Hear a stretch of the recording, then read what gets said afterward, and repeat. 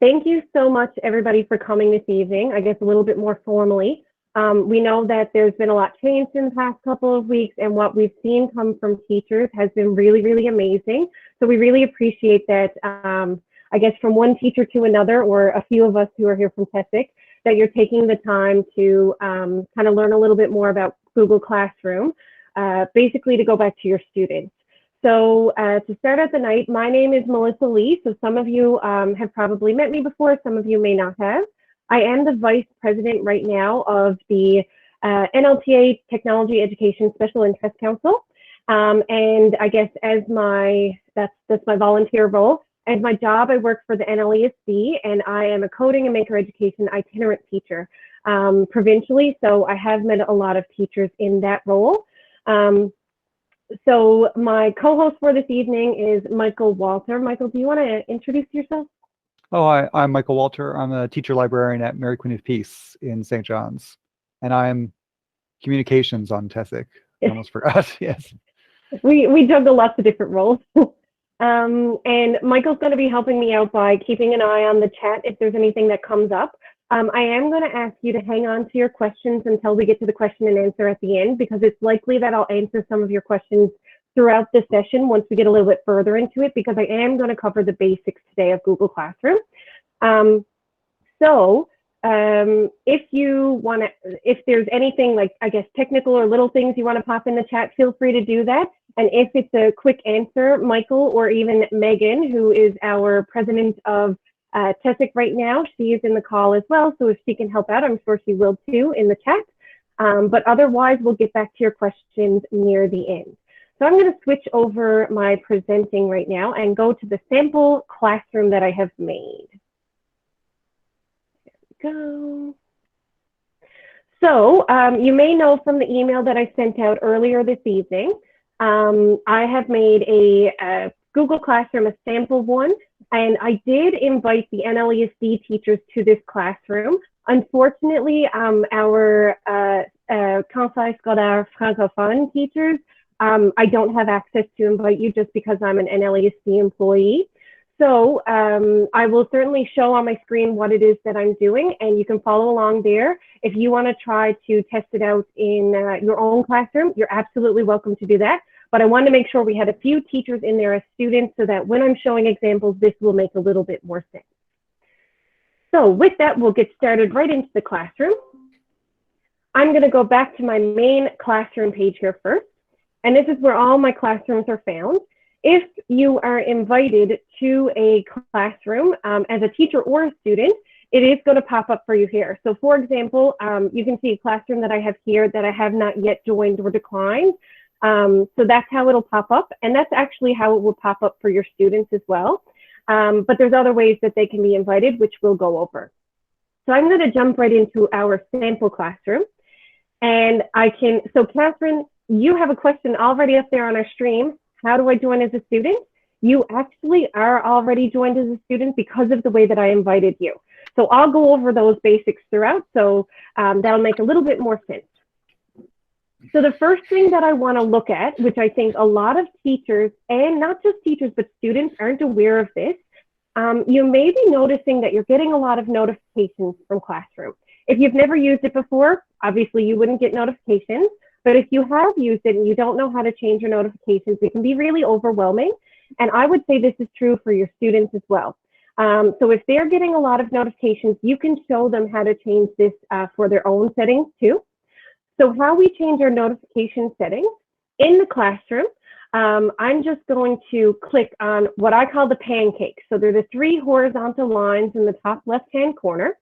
And when I click on those, I will have all the classes there that I'm a part of, either as a student or I'm a teacher. So my teaching are at the top, I scroll down, and then I have my enrolled. That means I'm a student in those. I have quite a few built up, but you will most likely have less than I have.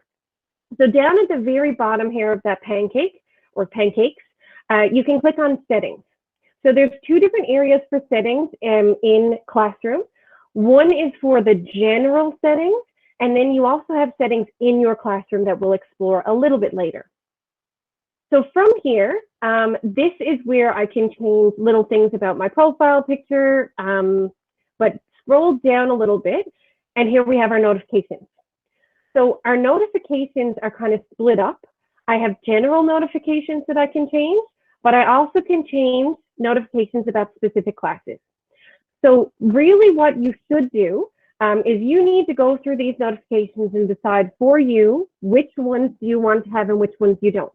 My decisions on my notifications might be very different from what you decide for your notifications.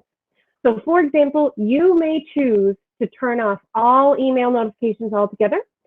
Now, if you're using Classroom with students, I wouldn't really suggest this one because you probably do want to be notified by certain things happening in your classroom. But if you were in a situation where it was just too much and you wanted to just visit your classroom, you could turn that off. And then it breaks it down and you can actually decide if you're going to have certain notifications about comments, about classes that you're enrolled in. So that means when you're a student, classes that you teach. So you can turn them on and off depending on which notifications you want to have. And then down at the bottom, you'll see that it says class notifications. So these are notifications for specific classrooms. So for example, if there is a situation where there's a specialist teacher, so a phys ed teacher, a music teacher, an IRT perhaps, and they might be in a lot of classrooms, well, you may wish to have the main notifications turned on for the classrooms that you're in charge of, but you may wish to turn off the main notifications for some of the classroom you're in. So you can turn off all of the notifications for specific classrooms down in this area. So for example, if the digital tools Q&A classroom, if that was a classroom I was a part of, but I really didn't need to receive notifications about what the students are doing, I can just use the little switch and turn off those notifications altogether for that one classroom. So I really suggest going through those notifications options and choosing which ones are applicable to you. And like I said, letting your students know that that's a possibility too, because if they're getting a lot of emails, it could be very overwhelming. So with that, I am going to go back to my main classroom page. And from here, I want to take a look at the stream first. So the stream has a bunch of different parts. Like I said, this is a sample classroom, so it's a little bit of everything just to show you what a sample is. It won't quite make sense, but it's more about the functionality. So on the top here is your header. Now your header you can change. You can select a theme or you can upload your own photo. The reason why I think this is so important, especially if you have young learners, if I go back to my main classroom page, you can see that each of my different classrooms, some of them have different headers and some have the same. So if you had young learners that you want them to be able to easily distinguish, well, colors are going to be really important. So they might know that the green classroom is the one that they use with Miss So-and-so for phys ed, and the blue classroom is the one that they use with Mr. So-and-so for English, for example. So those can be really helpful for organization. The other thing that we see here, now mine is from a teacher point of view. A student will have a slightly different view, of course, but you do notice that the class code is up here. So when we invite our students to the class, there's multiple ways to do that, but one way is by displaying this class code. That way they can join the class themselves by entering this code on the main page, okay? You can also copy the invitation link from here and email it to someone. That's what I did today, to email it to the NLESD teachers, and that way you were able to click on it yourself and put yourself in the classroom. Underneath that, it says Meet Link. Now, Meet Link, right now, I have not yet turned it on for this classroom. But the Meet Link is, I know with the NLESD, this is the way that has been suggested as the most secure way to have meets with your students. I'm not sure for CSFP. Somebody can correct me if they know, but I would still suggest this one as the most secure way. And what we do is we just click on the Generate Meet Link one time, and it's going to tell me what I can do. So I'm going to click on Generate Meet Link. And then once I do that, I'm going to be able to decide if that is visible to the students or not. So I'm going to keep it visible to the students.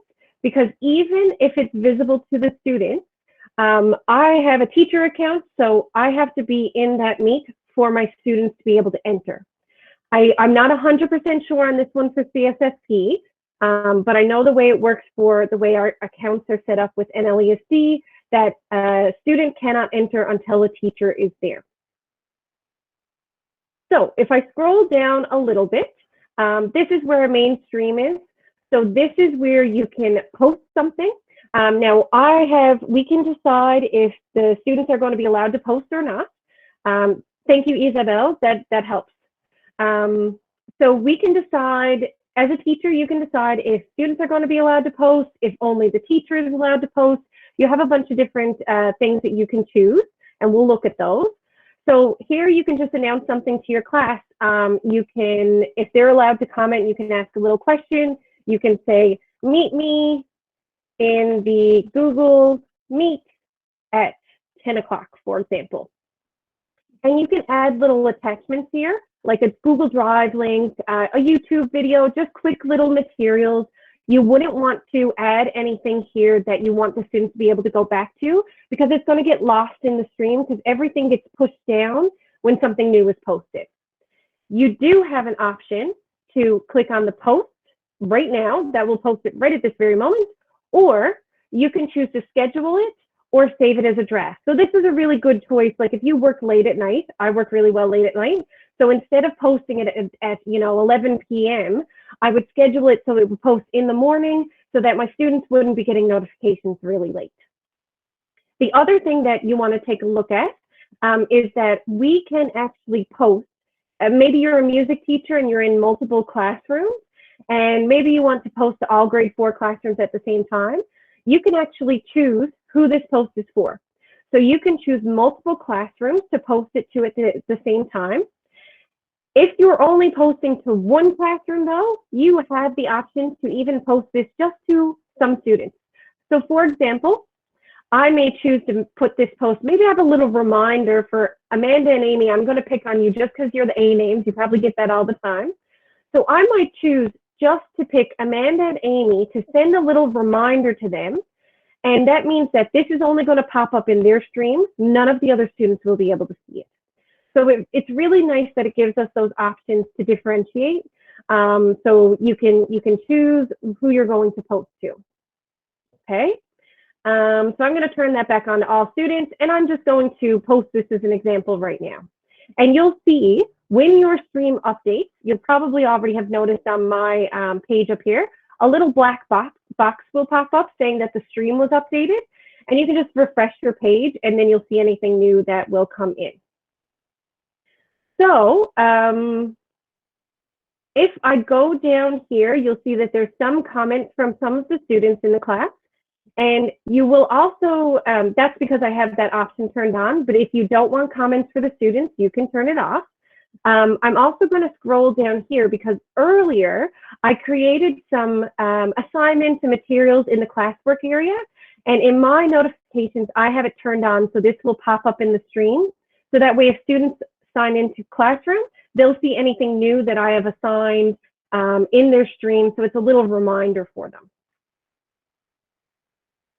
So before I move to classwork, I just want to mention over on the left-hand side, any assignments that I have put that are kind of upcoming for students and for teachers are going to show up here. So for example, somebody made a comment on this. I randomly chose dates, so sorry that it's due on Saturday. So I posted an assignment that's due Saturday. I can click on view all, and it's a good idea to kind of be able to keep in mind what's coming up. So it's helpful for you as a teacher, but also for the students to have a little reminder of anything that's kind of due in the next little bit if you've put a due date on that work. So up at the top here now, I'm going to move on from the stream and move into classwork. And the classwork tab is probably the one that contains the most information for us as teachers and as students. So in here, we're gonna go over some different little areas for it. Michael and Megan, you let me know if anything comes up that I gotta repeat or that I missed. So perfect. So on the left-hand side, you'll see that I've already created what we call topics.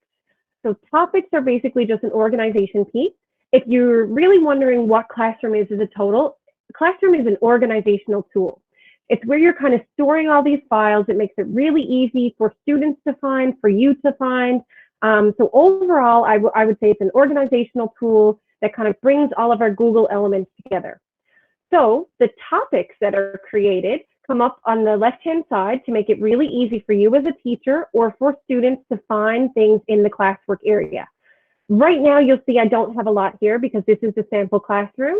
But if you were using this classroom, even for the past 2 weeks, you can find that there's a lot that builds up here. So being able to click on different topics to see the assignments or the work that are posted in those topics makes it much easier for teachers and students to find. And the way that those topics look when you create them, so anything in the blue, bigger font here on the main classwork page, these are topics. Now, I've just chosen some samples here, and the way that you organize your topics is going to be very dependent on what you teach and who you teach. So for example, I have a teacher colleague who teaches grade 2, some very young learners, and she wants to make sure it's very clear on them to find their work that they're doing on their own. So she actually uses all of her topics are the date, so today's date. So any of the work that her students need for Wednesday, February 24th would be under a topic with that date. So she might have a few different things under that topic, and then the next day she'll add a new topic with a new date. You might have different topics or subject areas depending on your grade level. So you could have a topic that's social studies. You could have a topic that are SEL check-in activities.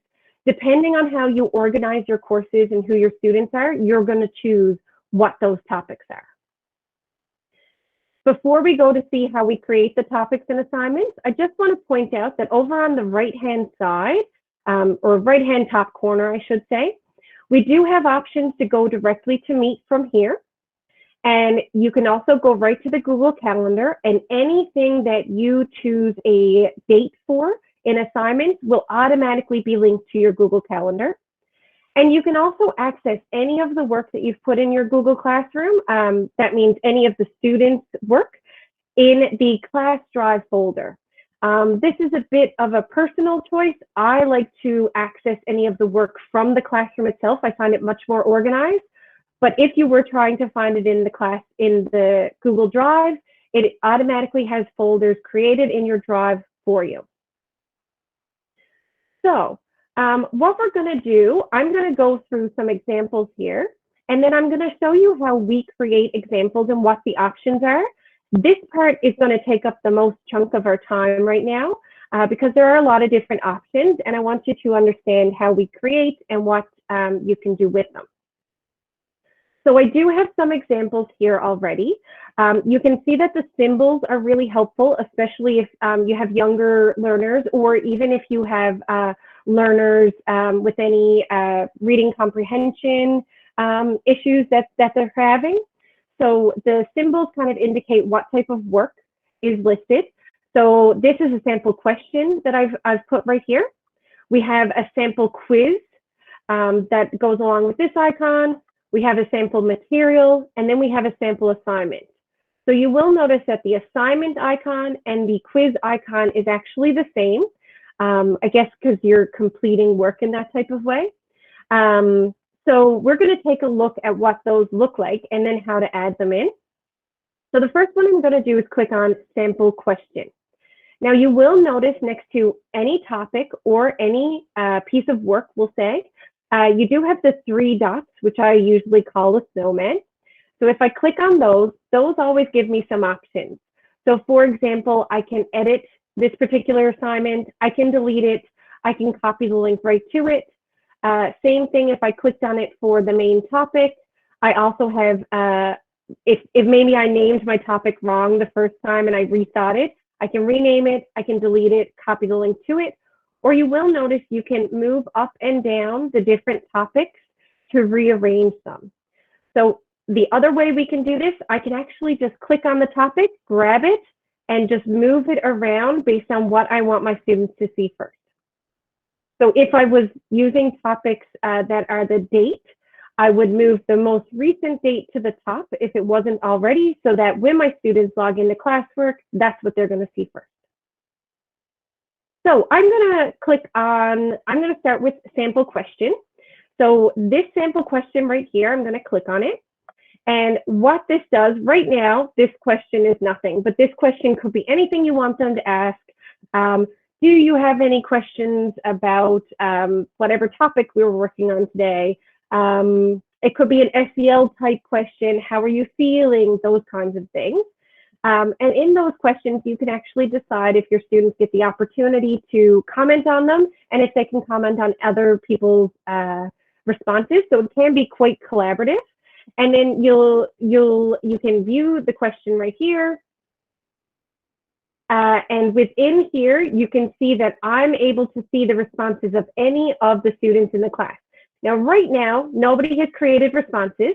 So if somebody wants to go in and create a response, so we can see what that looks like, we'll actually notice that changing right here. Stephanie, can the student change their answer? Well, that depends in the settings. If you want them to change their answers, they can. It's a little checkbox that I'll show you in a moment. So whenever anybody creates an answer, I'll be able to see their answers directly from here, which makes it really easy to interact with them. And we can see on the left-hand side who has been assigned the question. Up on the top here, you can see how many are currently handed in. So when the student finishes answering, there's a little kind of checkbox of sorts that they can click on to say hand in, and how many have been assigned. So right now there's none handed in. So if somebody wants to give that a try and hand it in, we'll actually see in real time that being updated. Or if Megan wants to give that a try, she certainly can too. There we go. Yeah, so, sometimes it takes a second too. I was just going to suggest to refresh the page. Sometimes it's a little lagged, but. Perfect. So I can see a couple responses here. I can see from Hazel, I can see from Andrea, Megan, Nancy. So I then have the opportunity to reply back. So I can answer something. What a great response. I really like how you talked about blank, blank, blank. And then if I've turned on that option, the students can actually comment on each other's responses as well. And that way I can actually decipher between who has handed in their response and who still needs to hand them in. So I'm going to go back for a moment now.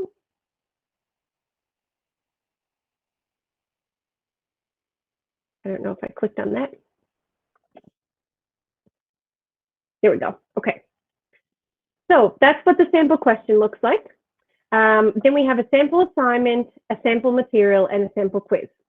So my sample assignment, the two things that you're probably going to use the most out of all of these are assignment and material.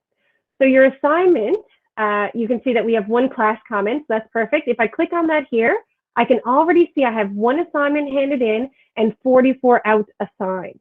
So what I've done here is I've included a Google slide.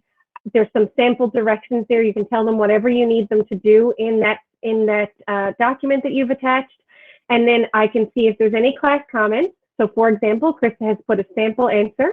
So maybe a student has a question about, when is this due? If I forgot to tell them the date, that type of thing, they can put a class comment that everybody can see.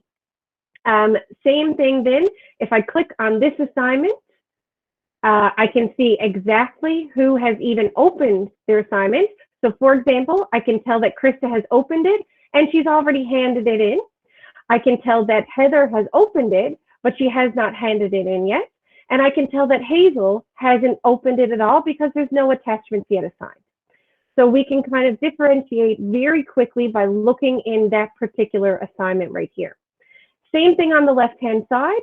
I can see in the handed in section, I have Krista and everybody else is assigned, but not yet handed in. So for Krista, I can actually edit the mark that I want to give her right from there. Makes it really, really easy and to keep track of that in the classroom. Okay, I'm going to go back from here. So I've assigned this to be 100 points. I'll show you how to do that just in a moment. Then we have a sample material. So an assignment is when you want to assign the students work. If you just want to give them some resources, maybe there's a certain YouTube video you want them to look at, maybe there's a document you want them to read, something that you want them to be available to them as materials, but nothing that you want them to interact with, that's when you're going to assign a material.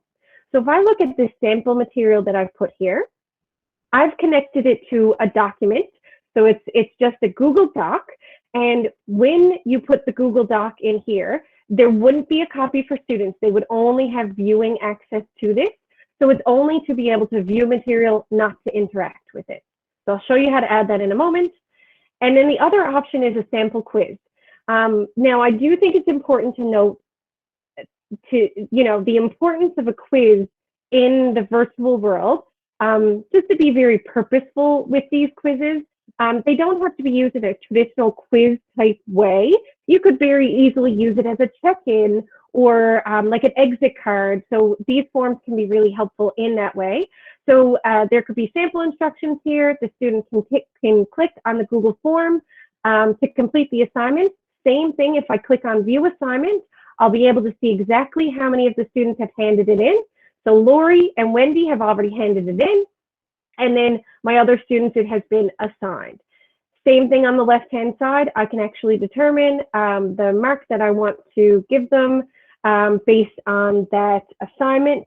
This, of course, will look very different based on the grade level that you're in, and you do not have to assign a mark to everything that you put in Google Classroom by any means. It's just an option that you can use. Now, before I go into creating those things, Michael or Megan, is there anything big that I need to address? Someone had a question about students being able to submit their work and then take it back and resubmit it or change their answers. Right. So I'll show kind of what that looks like. Once a student submits something, I'm going to go into that assignment for a second. So somebody had handed in, so Krista had handed it in. So for Krista, for example, once I've looked at Krista's work and I'm happy with it, or maybe Krista told me, oops, I accidentally handed that in, miss. I need to fix something on it. And I say, no problem, Krista. What happens when she hands it in is that it becomes kind of under my ownership so that Krista's not able to make any changes. But what I can do is over on the left-hand side, I can click on Krista's work, and you'll notice that there's this blue return button up at the top that just became available. So I can return that to Krista if she wants to change something. Melissa, if you don't mind me adding, students can also unsubmit their work themselves, even if they have already turned it in, as long as it's before the due date. So if a teacher does assign a due date, and you definitely don't have to, students can, where they see the turn in button, after they've turned it in, the button will still be there in their view, but it will say, I believe, unsubmit instead. So if they've submitted it early, or they decide that, actually, you know what, I'm going to change that, they can unsubmit as well. So it can happen on both. Yeah, and that kind of gives back the ownership to the student to be able to edit and change things. All right, so I'm going to press on the create button to look at the options we have there. So like we just went over, I showed you from the already created side, we have the options of assignment, quiz assignment, question, material, and then we actually have an option to reuse a post. So to reuse a post would be to take a post that I've already created either in this classroom or in another classroom and to use it again. So it's really helpful if you're teaching something similar from year to year, or if you are, for example, a specialist who teaches multiple classes in the same type of material. You are able to click on reuse post, and it will allow you to click on any classroom that you're a teacher in. So for example, I could go to digital tools, and then anything that's been assigned in there, I can actually reuse it. And down at the bottom, it will create new copies of all the attachments. So that way you don't have to worry about everything getting kind of mixed up. So that is an option to reuse. So that's an efficient way to use it. And then the last one down there, this is how you create a topic. You can just click on topic. You can create a new one, and that would just be an organizational tool for the kind of blue topics that you see here. So I'm going to click on create, and we're going to click on assignment because I want you to see all the options you have with creating an assignment. I showed you one example with a Google Doc, but really there's so many things you can do with the create assignment. So in the create assignment, you create a title, and then of course you can give instructions. This I would highly suggest in using Classroom with my grade students. The more instructions I can put in here, the better, so that they know exactly what they have to do, especially given our current circumstance where we are teaching virtually. So I would put as many instructions in there as possible to put it, to make it really clear for the students. So once we have our instructions in there, it could be multiple step instructions. It could say, watch the following video that's attached and then complete the Google Doc. So from there, I can add multiple files. So I could add a YouTube link. I can video search directly from here. So maybe I'll search up body systems. That's a grade 5 topic. And I would suggest watching any videos before, of course. I can choose to add videos from here. And then I can also choose to add a file from my computer. I can add a link, just like a website that I want them to look at. And then the Google Drive option is really the most powerful. So the Google Drive option allows me to choose any files from my Google Drive that I've already created and use them with my students. So for example, I should have a TESIC sample here. Let's see, where is it? There we go. Nope, that's my template. I'm going to do a little search. Let's see, TESIC sample. Obviously, I have too many documents. So I'm finding it hard to find it. So one little tip is there's a little filter right here. The file type, this one is a text document. It's a Google Doc. And let's see, there it is. So here's my TESIC sample. And once I add this, this is one of the most powerful things about assignment. So right now, students could only, if I assign this, the students can only view that document. But if I choose the drop-down menu, I can choose so that the students can edit that exact file. So that means all the students in the classroom, or whichever ones I choose to share it with, will be able to edit that one file. Or if you want to have it as an individual assignment, you can choose make a copy for each student. And that way the copy is automatically made. So like I showed you before, each student will have a copy with their name on it, really easy to find, really easy for the student to find. So you choose whichever option works best for you.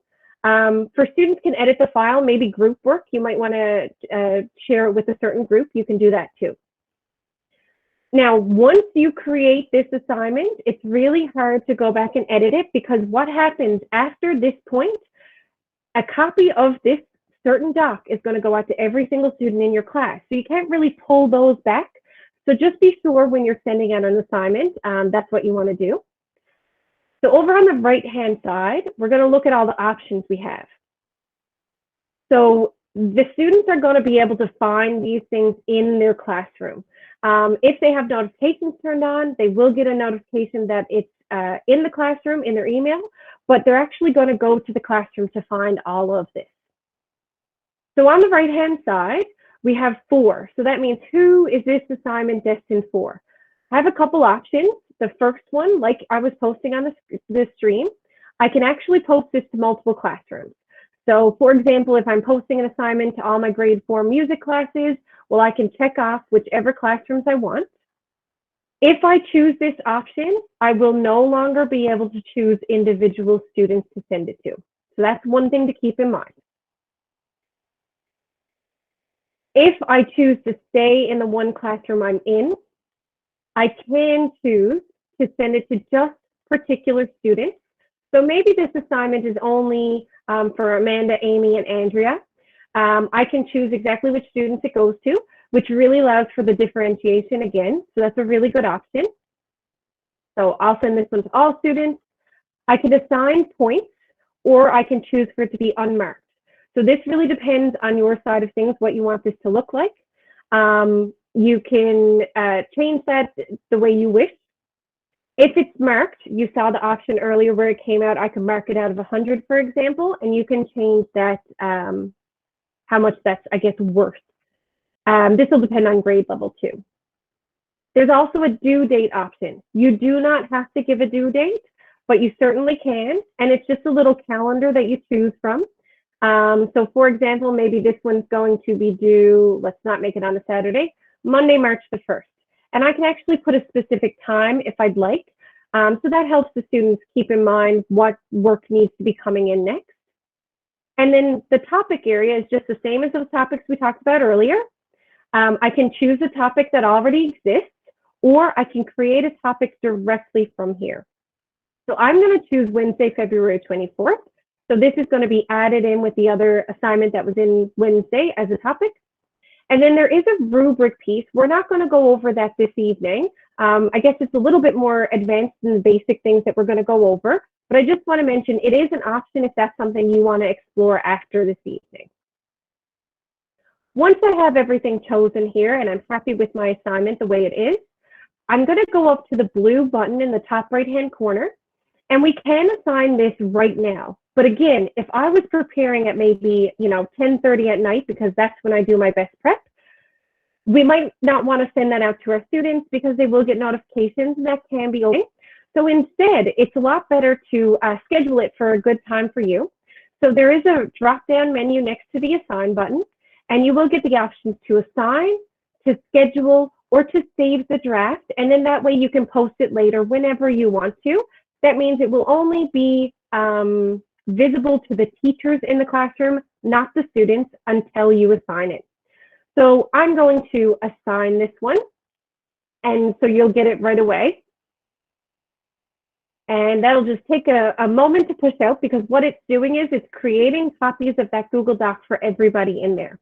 So now you'll see under Wednesday, February 24th, there's 2 different pieces of work in there. Sample 1 was the one that I just created. Okay. So far, so good, Megan, Michael? Okay. So the assignment is the one that probably has the most options for creation. But if we go back into the create button, you'll also notice the quiz assignment like we saw earlier. So quiz assignment actually links up with Google Forms. Now you can add any of the options like we saw earlier.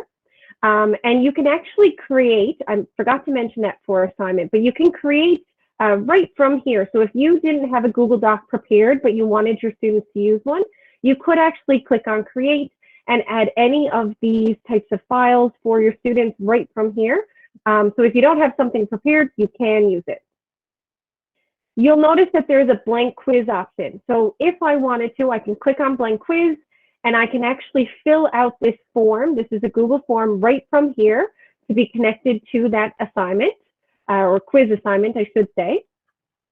And there is a grade importing option. I'm not going to get into that too much this evening either. It does work in certain ways with a form that's been kind of created right in here, but you can add a form that you have used in the past from the add button as well. All of the same options that you had with assignment, you're going to have with the quiz assignment. You can decide who it's going to, the points, the due date, the topic, same idea. The next option we have for create is a question. Question is really straightforward. You're just asking a question to the class. The big difference with this one, so I'll show you the big difference. So the question might be, how are you? It can be anything curriculum related. It might be a social emotional learning type question, a check-in. I'm going to ask the question. I can choose if it's a short answer response or if it's multiple choice. I can still add maybe a video. It could be watch this video and answer this question. It's kind of up to you on what you want to add. On the right-hand side, we have very similar options. So we decide who it's going to be posted for, if there's going to be any points awarded, if there's a due date and a topic. But down here at the bottom is different. This is where you decide if students can reply to each other and if students can edit the answer. So that's a question we had earlier. You can choose if the students can edit or if they cannot, and you can choose if they can reply to each other or if they cannot reply to each other. okay? So those options are there in creating. Same thing, same option for the top. You can schedule it, you can save it as a draft, or you can ask it right now. The next one is material. And like we said, when you're adding material, it's just so that the students can view it. So if I click on material, the only option I'm going to have, I can add from my drive, I can add a link, file, YouTube, the exact same thing. But this time, if I do add from my drive, let's see, we have recent files. Okay, so if I add this Google slide, for example, you will see there's no option for students to be able to edit that or get a copy, because this is just a material that we want the students to see. For the same reason, on the right-hand side, you can decide who this is going to and which topic, but you cannot assign a mark because this isn't an assigned piece of work. It's just a resource to go back to. So that's the basics of the Create. And this is the bulk, I guess, of what you're going to have in your Google Classroom. You're going to be adding to your classwork page. So it is important to indicate to your students that if they're looking for something, they want to go to the classwork tab at the very top. So I'm going to move on now to the People tab. And when I click on the People tab, I'm going to go to the teachers. I have a teacher section and I have a student section. Megan, there was a couple questions in the chat. I don't know if you can respond to those ones. I think they might be quick answers. Yeah, having a look at it. Perfect. So in the People tab, it does separate it into teachers and into students. So the teachers in this particular classroom right now are myself. So I created this classroom. And then also I added Michael as a teacher. So if I want to create, if I want to add a co-teacher, so for example, if I wanted to add an IRT that was working with my class or a teaching and learning assistant, all I would have to do is go to the little person with the plus sign, and I can invite teachers from here. I just type in their address. So for example, if I typed in Megan, I could click on her name and press invite. Now that doesn't automatically put that teacher in my class. They have to accept that invitation, and that will go to their email. And they'll also see that classroom invite in their classroom page. If I want to, as the organizer and the owner of the classroom, I do have a couple options with Michael as a teacher. I can email him from here, I can remove him, or I can actually transfer ownership. So for example, maybe this would be most applicable to smaller schools, or even any of my colleagues here from Le Conseil Scolaire. Because you have classes that maybe the next grade, it just stays the one same class. If you wanted to transfer the classroom from year to year, you could do that by changing the classroom owner. So you just need to add them as a teacher first, and then you can transfer that ownership. But remember, once you transfer that ownership, you can't get it back unless that teacher then decides to give it back to you. Down in our student section, oh yes, Megan, so you can have 20 teachers maximum and up to 250 students in one classroom. That's an important point. So keep in mind how many teachers you're adding, of course. I don't think there's many cases where you would need more than 20 in a classroom. That would be a lot. And same thing with 250 students, maybe if you were doing a school-wide type of thing. So down here, closer to the bottom, we do have our students. So you can see as I scroll down, right now there are 45 students. You can't have another teacher as an owner. There can only be one owner at a time. But you do have co-teachers that have all the rest of the same rules that you can do. They just can't remove you as owner. That's basically the only thing they can't do in the classroom. They can post, they can do all the other things, okay? So if I scroll down here, these are all of the students that I've invited. Now you're all teachers, but I've invited you in a student role. So how I did that was I clicked this little person with a plus. And there's two ways to do this. I took the invitation link and emailed it to you directly, or you could actually directly invite someone here by typing their email address, and it will pop up for you. Even the CSSP teachers, yours popped up for me as well, and you can invite them directly from here. Now, as I scroll down, let's see. So these are all teachers, or these are all, I guess, students in this case, that have accepted my invite. So you'll see that there are some options for those students. I can go over to the little snowman, and I can email the student directly from here. I can also choose, Marion, I'm gonna pick on you here. I hope that's okay. So I can choose Marion or multiple students at the same time. And I do have some actions that I can do. I can email Marion, I can remove her, or I can mute her. So if I wanted to remove Marion, I would have to be very sure about that. That wouldn't be a light decision that I would take. If that was because of like a behavioral question, there would have been a lot of conversations first with Marion. But now one option you might want to take, if you've given somebody some warnings, they're kind of not following the rules, but the rest of your class is, and you don't want to turn off the option for everybody to be able to comment, you can mute an individual student, especially for the time being if need be, and then you have that conversation with the student, and hopefully you would be able to unmute them after. But that depends on the particular student, but that possibility does exist. The one thing I'm going to mention very quickly, but not go into detail, there is an invite guardians option. And what this does is if you invite the guardian, you actually type in the guardian's emails, and this sticks with that student's account. So the guardian emails stick with the account, but you can actually decide in the settings if you are going to be sending notifications to guardians about what is going on in the classroom. So we'll look at that quickly next. So I can tell that none of you have guardians assigned to your accounts because it's all invite guardians, which makes sense because you are teachers. So I'm going to quickly touch upon the marks tab. I'm not going to go into detail with this one because it's a little bit, it's not as basic as what we're focusing on this evening. But the one thing I just want to show you is that the marks show whatever assignments that I have assigned the marks option to. So if I assign for it to be out of 100 an assignment, it's going to show up here. And if I choose to mark them, like I did in the assignment page, you will see those marks come up here. So what you might notice is there's nothing in most of these blocks, except for you can see Andrea and Augusta have blank out of 100.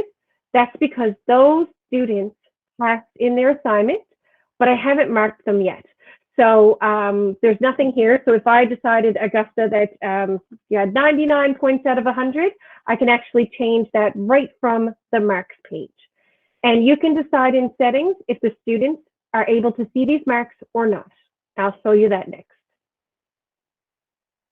So those are all of the tabs. Where I'm going to go right now is over to the settings. So like I said, the settings is represented by a gear symbol in pretty much any Google app that you're using. So I'm going to click on the gear in the right top hand corner. No matter which tab you're in, this gear will be up there for you to click on. And what we can do from here, we can change the name of our Google Classroom. If you named it something at the beginning and then you realized maybe the students were having a hard time finding it, and if you need to rename it, you can put it here.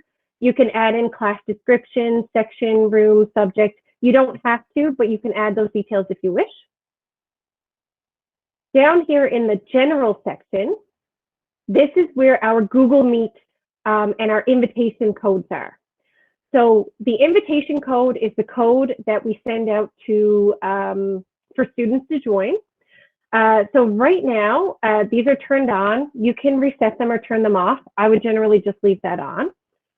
The invitation link is right here. So this is the third place that we've found that invitation link. If you wanted to email it to a student, you can email it directly from here. The class code is right here. So if the students wanted to join, I guess, manually by clicking on the plus sign in their Google Classroom app, they can enter XS3OD4H, and they would also be able to enter your classroom. And then right now, I have the class view. I display the class code. So if you click on that, this is the class code. This would be more applicable if you were doing this in your classroom and you wanted everybody to join at the same time, or if you were doing it in a Google Meet, you could also do it this way. I would prefer to copy the invitation link and send it directly to students to make sure they didn't miss it. But this is another option for them joining the class. If I scroll down a little bit in the same section, this is where I was talking about the stream, what comes up in the stream, that main spot where we can say, hello class, or it'll pop up which assignments are assigned. So right now, I have it turned on so that students can post and comment. So that's why in the stream, you could, whoever was in the classroom could already post, but I can actually choose that students can only comment and I'm the only one as teacher, or whoever my co-teachers are can post. And then I can also choose that it's just the teachers who can post or comment. So no students would be able to really interact in that stream whatsoever. So you need to choose that with your own students in mind. I would suggest, I always really liked having it so that my students could post and comment, but I like to set up a lot of routines before that to talk about expectations, and that if somebody is mismanaging their ability to post, there is that option to mute that student in particular. So of course, talking about that upfront, I think would be really important, especially about how in the classroom, we only are really going to post about things to do with our class or school. Otherwise, it can kind of get muddled up with a lot of kids saying, hey, how are you? And then Johnny responds, and then it kind of goes back and forth. And that way our classwork really gets lost. The next option, the classwork on the stream. So you could see earlier that any of the classwork that I put up automatically had a notification in the stream, so that when the students go into their Google Classroom, right away they can see the most recent assignment or whatever I've put there. But you can decide to either hide those notifications altogether, or you can actually show the attachments and the details with it. I have the middle option, which is the condensed notifications. So it's not taking up too much space, but it is showing the students that there's something new that's been added to the classwork. The next item here, when I was teaching grade 5, I always showed my students this, and I let them know that I could do it up front, and it kind of cut down on any problems that we might have. Any deleted items. So if a student thinks that they're going to write something kind of nasty or something mean and delete it before the teacher sees, the teachers can always view the deleted items. So if you want to see anything that's been posted and then deleted, you can just turn it on right here. The students will not be able to see that, but you will be able to see it. So that way, if you need to manage any behaviors and have any individual conversations with students, you have that option. You can actually keep that on all the time if you want to keep an eye on it. But I like mentioning it to students because it tends to cut down on those types of posts that they would want to delete. And then the Guardian summaries that I talked about earlier, this is where you would turn them on and off. And just to show you what that would look like, here we go. If you turned on Guardian summaries, parents would receive just notifications about assignments that are due, if anything's coming in late, any class activity. The parents cannot get into the classroom, and I think that's a misconception sometimes. But what they will see is kind of just just what's going on. So big things that pop up, assignments, questions, things that their students might have to be working on that the parents would want to ask them about. That's the kind of summaries that they're going to see that are going on in the classroom. And then you have the Meet option here. The one thing that I will mention about this Meet, if you are having trouble with your Meet, I had a question from a teacher yesterday who was having trouble, and what she needed to do was reset her Meet link. So in here, this is another spot where you can turn it on and off to be visible to the students. Like I said, I keep it on because the students cannot get into the Meet in the classroom without me being in there first. But if you do need to reset it, there is a little drop-down arrow here next to the Meet icon, and that gives you an option to either copy this link or reset the link. So that's where you would do that if you needed to, or if somebody said, hey, this isn't working, can you reset the Google Meet link? You can do that from right here. And the last little section here is about marking. I'm not going to go into too many details about that, but just to let you know that it is there, and you can kind of go into the overall mark, that kind of thing, just in case you need to do that. The very last thing before you get out of this, you want to make sure you save any changes.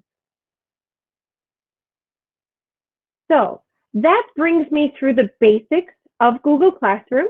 Like I said, there's a few other things, and that brings us to 8:30, so this is almost perfect on time.